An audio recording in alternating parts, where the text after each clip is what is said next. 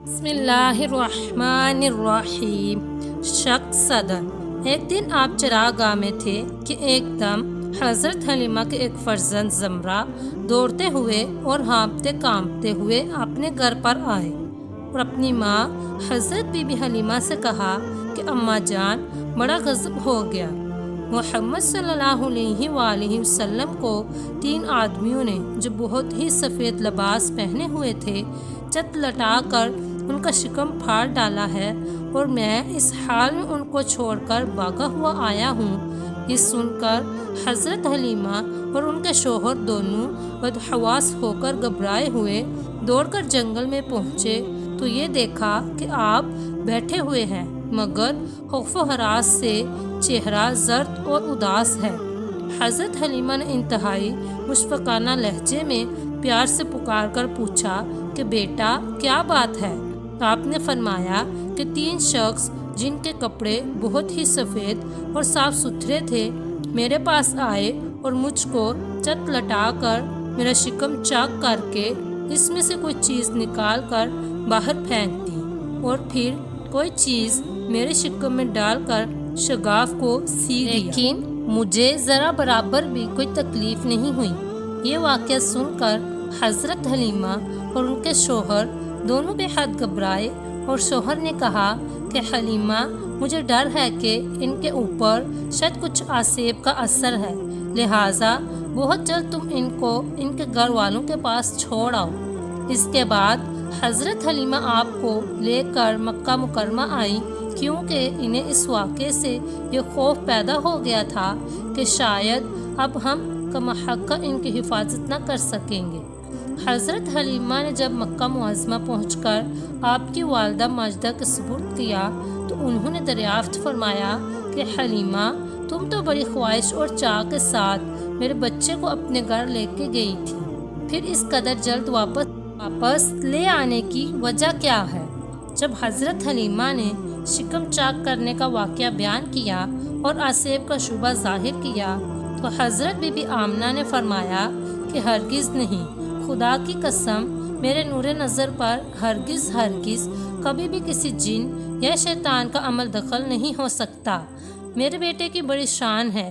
پھر ایام حمل اور وقت ولادت کے حیرت انگیز واقعات سنا کر حضرت حلیمہ کو مطمئن کر دیا، اور حضرت حلیمہ آپ کو آپ کی والدہ ماجدہ کے سپرد کر کے اپنے گاؤں میں واپس چلی آئیں، اور آپ اپنی والدہ ماجدہ کی آغوش تربیت میں پرورش پانے لگے۔ شق صدر کتنی بار ہوا؟ حضرت مولانا شاہ عبدالعزیز صاحب محدث دہلوی نے سورہ علم نشرح کی تفسیر میں فرمایا کہ 4 مرتبہ آپ کا مقدس سینہ چاک کیا گیا اور اس میں نور حکمت کا خزینہ بھرا گیا۔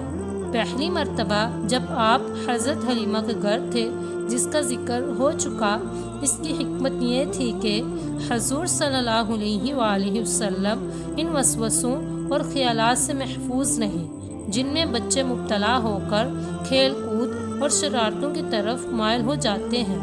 دوسری بار 10 برس کی عمر میں ہوا تاکہ جوانی کی پرشوب شہوتوں کے خطرات سے آپ بے خوف ہو جائیں۔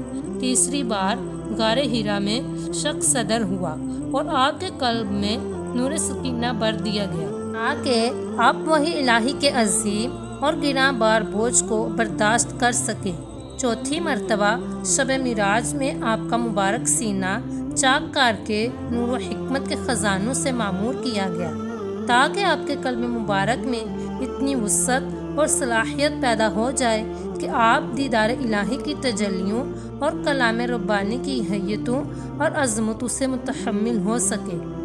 ایمن جب حضور اقدس صلی اللہ علیہ وآلہ وسلم حضرت حلیمہ کے گھر سے مکہ مکرمہ پہنچ گئے اور اپنی والدہ محترمہ کے پاس رہنے لگے تو حضرت ایمن، جو آپ کے والد ماجد کی باندی تھی، آپ کی خاطرداری اور خدمت گزاری میں دن رات بھی جان سے مصروف رہنے لگی۔ ایمن کا نام برکت ہے۔ یہ آپ کو آپ کے والد سے میراث میں ملی تھی۔ یہی آپ کو کھانا کھلاتی تھی، کپڑے پہناتی تھی، آپ کے کپڑے دھویا کرتی تھی۔ آپ نے اپنے آزاد کردہ غلام حضرت زید بن حارثہ سے ان کا نکاح کر دیا تھا، جن سے حضرت اسامہ بن زید رضی اللہ تعالیٰ عنہ پیدا ہوئے۔ بچپن کی ادائیں۔ حضرت حلیمہ کا بیان ہے کہ آپ کا گہوارہ یعنی جھولا فرشتوں کے ہلانے سے ہلتا تھا اور آپ بچپن میں چاند کی طرف انگلی اٹھا کر اشارہ فرماتے تھے تو چاند آپ کی انگلی کے اشاروں پر حرکت کرتا تھا۔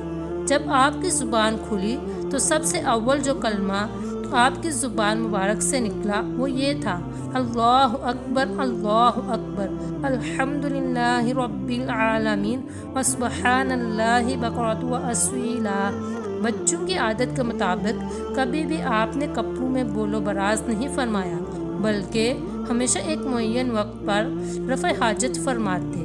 اگر کبھی آپ کی شرمگاہ کھل جاتی تو آپ رو رو کر فریاد کرتے، اور جب تک شرمگاہ نہ چھپ جاتی آپ کو چین اور قرار نہیں آتا تھا، اور اگر شرمگاہ چھپانے میں مجھ سے کچھ تاخیر ہو جاتی تو غیب سے کوئی آپ کی شرمگاہ چھپا دیتا۔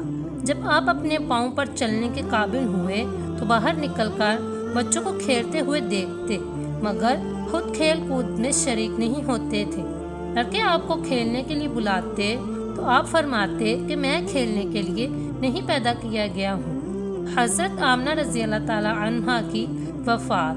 حضور اقدس صلی اللہ علیہ وآلہ وسلم کی عمر شریف جب 6 برس کی ہو گئی تو آپ کی والدہ ماجدہ آپ کو ساتھ لے کر مدینہ منورہ میں آپ کے دادا کے ننیال بنو عدی بن نجار میں رشتہ داروں کی ملاقات یا اپنے شوہر کی قبر کی زیارت کے لیے تشریف لے گئیں۔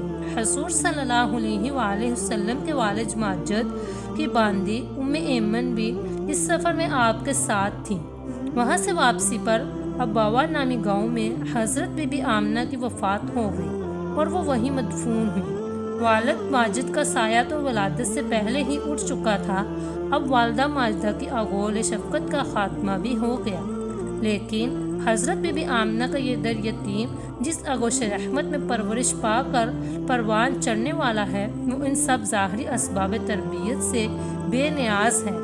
حضرت بی بی آمنہ کی وفات کے بعد حضرت ام ایمن آپ کو مکہ مکرمہ لائی اور آپ کے دادا عبد المطلب کے سپرد کیا، اور دادا نے آپ کو اپنی آغوش تربیت میں انتہائی شفقت و محبت کے ساتھ پرورش کیا، اور حضرت ام ایمن آپ کی خدمت کرتی رہی۔ جب آپ کی عمر شریف 8 برس کی ہو گئی تو آپ کے دادا عبد المطلب کا بھی انتقال ہو گیا۔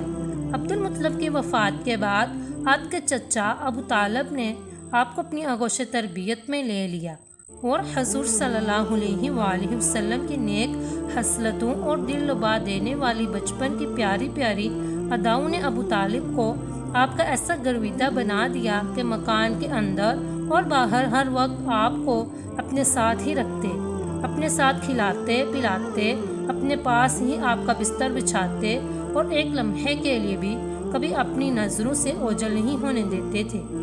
ابو طالب کا بیان ہے کہ میں نے کبھی بھی نہیں دیکھا کہ حضور صلی اللہ علیہ وآلہ وسلم کسی وقت بھی کوئی جھوٹ بولنے یا کبھی کسی کو دھوکہ دیا ہو یا کبھی کسی کو کوئی ایذا پہنچائی ہو یا بیہودہ لڑکوں کے پاس کھیلنے کے لیے گئے ہوں یا کبھی کوئی خلاف تہذیب بات کی ہو۔ ہمیشہ انتہائی حسن اخلاق، نیک اطوار، نرم گفتار، بلند کردار اور اعلیٰ درجے کے پارسا اور پرہیزگار ہیں۔ آپ کی دعا سے بارش۔ ایک مرتبہ ملک عرب میں انتہائی خوفناک قحط پڑ گیا۔ اہل مکہ نے بتوں سے فریاد کرنے کا ارادہ کیا، مگر ایک حسین و جمیل بوڑھے نے مکہ والوں سے کہا کہ اے اہل مکہ، ہمارے اندر ابو طالب موجود ہے جو بانی کعبہ حضرت ابراہیم علیہ السلام خلیل اللہ علیہ السلام کی نسل سے ہیں اور کعبہ کے متولی اور سجادہ نشین بھی ہیں، ہمیں ان کے پاس چل کر دعا کی درخواست کرنی چاہیے۔ چنانچہ سرداران عرب ابو طالب کی خدمت میں حاضر ہوئے اور فریاد کرنے لگے کہ اے ابو طالب، قحط کی آگ نے سارے عرب کو جھلسا کر رکھ دیا ہے، جانور گھاس پانی کے لیے ترس رہے ہیں اور انسان دانہ پانی نہ ملنے سے تڑپ تڑپ کر دم توڑ رہے ہیں، قافلوں کی آمد و رفت بند ہو چکی ہے اور ہر طرف بربادی و ویرانی کا دور درا ہے۔ آپ بارش کے لیے دعا کیجیے، اہل عرب کی فریاد سن کر ابو طالب کا دل بھر آیا اور حضور کو اپنے ساتھ لے کر حرم کعبہ میں گئے اور حضور صلی اللہ علیہ وآلہ وسلم کو دیوار کعبہ سے ٹیک لگا کر بٹھا دیا اور دعا مانگنے میں مشغول ہوئے۔ درمیان دعا میں حضور صلی اللہ علیہ وآلہ وسلم نے اپنی انگشت مبارک کو آسمان کی طرف اٹھا دیا۔ ایک دم چاروں طرف سے بدلیاں نمودار ہوئیں اور فوراً ہی اس سور کا باران رحمت برسا کہ عرب کی زمین سیراب ہو گئی۔ جنگلوں اور میدانوں میں ہر طرف پانی ہی پانی نظر آنے لگا۔ چٹیل میدانوں کی زمینیں سرسبز و شاداب ہو گئیں، قحط دفع ہو گیا اور کال کٹ گیا اور سارا عرب خوشحال اور نہال ہو گیا۔ چنانچہ ابو طالب نے اپنے اس طویل قصیدے میں، جس کو انہوں نے حضور اقدس صلی اللہ علیہ وآلہ وسلم کی مدح میں نظم کیا ہے، اس واقعے کو ایک شعر میں اس طرح ذکر کیا کہ وہ حضور صلی اللہ علیہ وآلہ وسلم ایسے گورے رنگ والے ہیں کہ ان کے رخ انوار کے زیر بدلی سے بارش طلب کی جاتی ہے۔ وہ یتیموں کا ٹھکانہ اور بیواؤں کے نگہبان ہیں۔ اگر آپ کو ویڈیو پسند آئی ہو تو ویڈیو کو لائک کریں، شیئر کریں اور چینل کو سبسکرائب کریں۔ شکریہ۔